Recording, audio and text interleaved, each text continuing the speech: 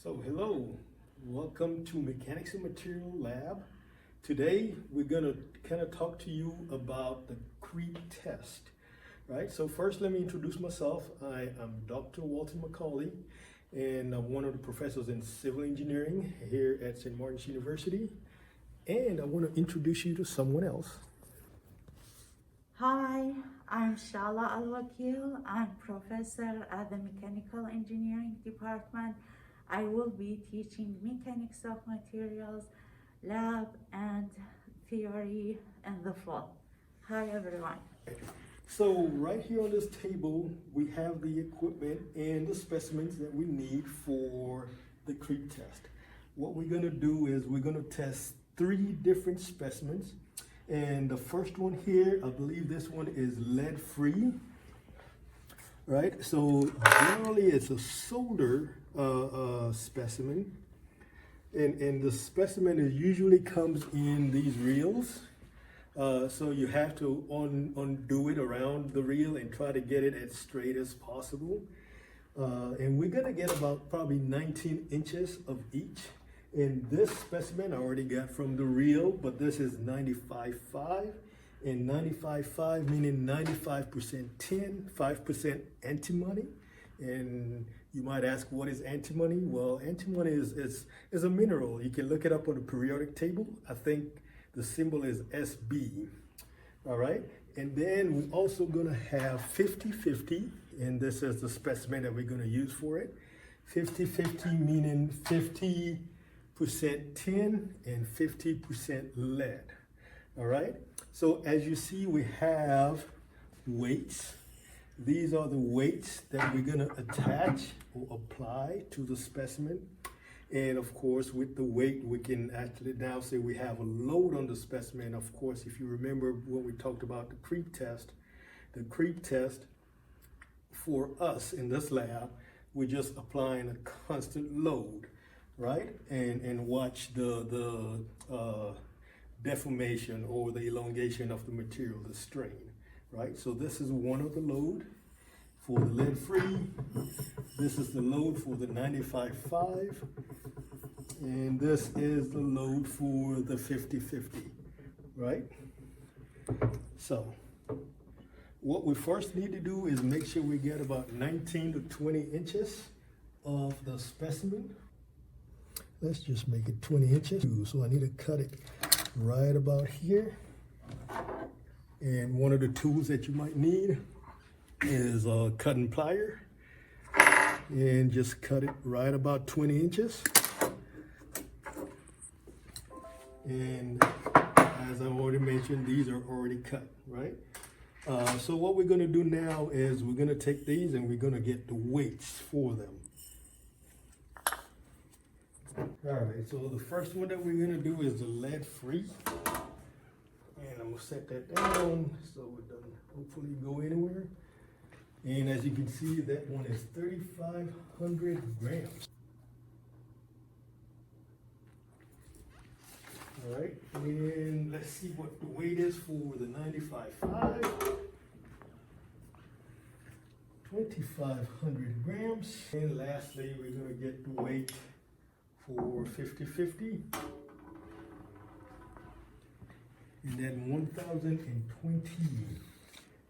All right.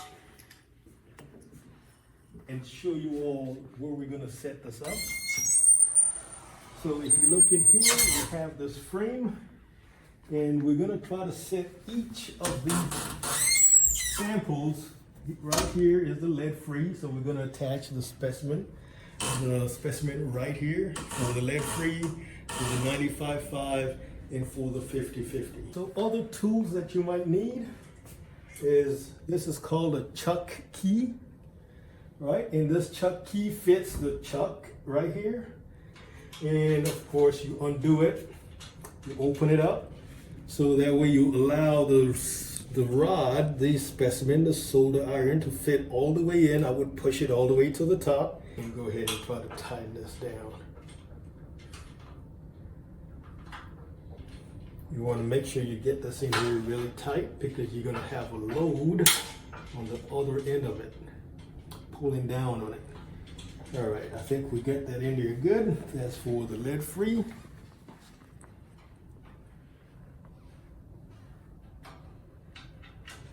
And we're doing a 95.5. Just make sure that's good and tight.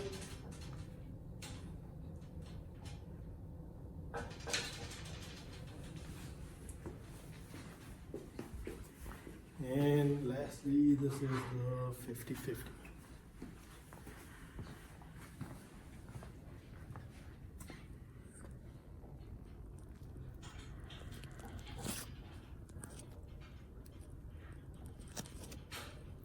Again, you gotta remember to push this all the way in. Make sure your sample is all the way in, and then it's cranked down using the chuck. Alright, that should be good tight.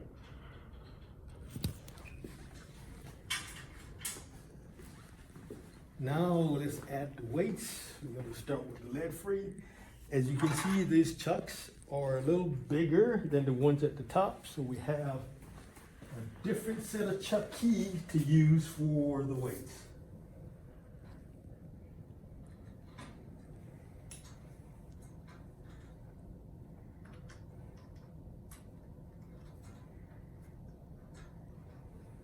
You can hand tie this down initially. Make sure you do hang on to it and really start to crank down on it.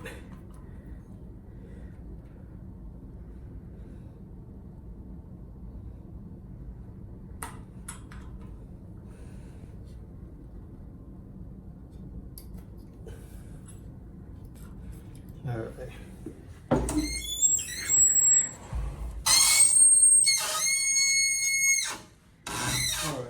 So now that we have the weight on there, as you can see, the rod is a little straighter than it used to be, so all the kinks are going to be pulled out of it. But now we need to make sure we do our initial measurement, right? So I'm going to go ahead and do the initial measurement for the lead free. So right at the top, I am reading up right at 3. Yeah. Right at 3. Again, it's okay if you are in between, you can read it to the 16th of an inch. But if you notice that the mark that I put on here is on the weight itself, but we need to actually measure the change in length in the rod, right? So we need to know what this distance is. And Yeah. at the bottom, that 19 and 7/8. Yeah. 19 and 7/8. Well, we need to read the bottom of this, Yeah. right?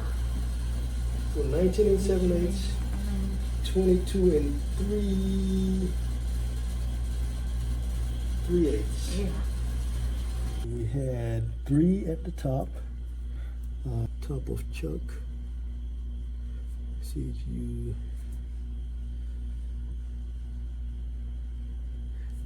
Was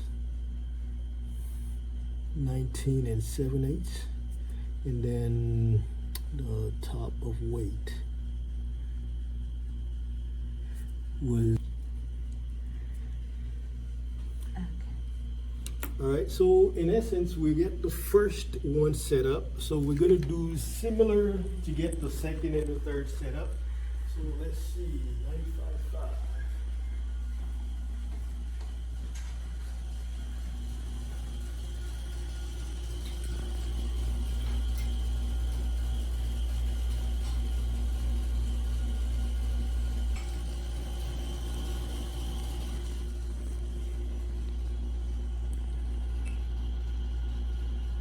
First, I made sure I put the specimen rod in all the way, and then I hand tied it. Now I'm using the chuck key to tighten it even further.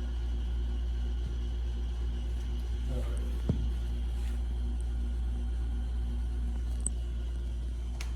So similarly, I'm going to try to take some readings here.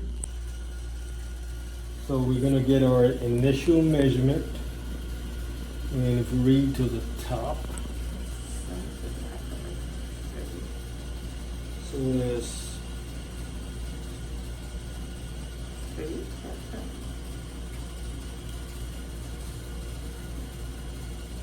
So I guess we're reading, is that, I can't actually see, so it must be on 3 then, huh? Yeah. Okay. So we're also reading 3 there. And let's see what we have here.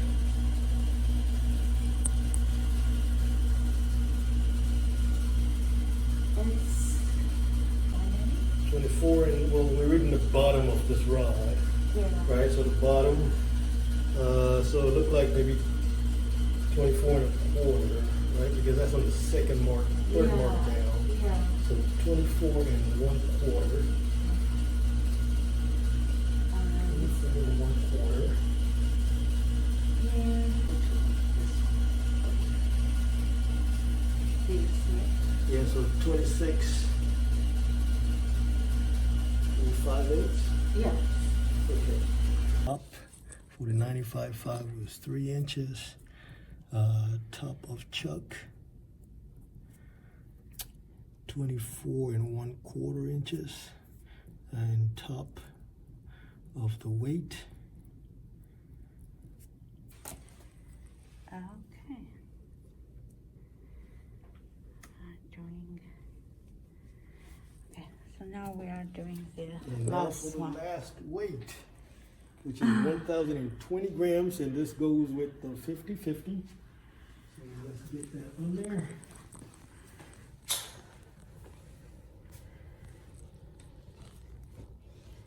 And make sure that goes all the way to the bottom. And then we can, let's just start by hand tighten this.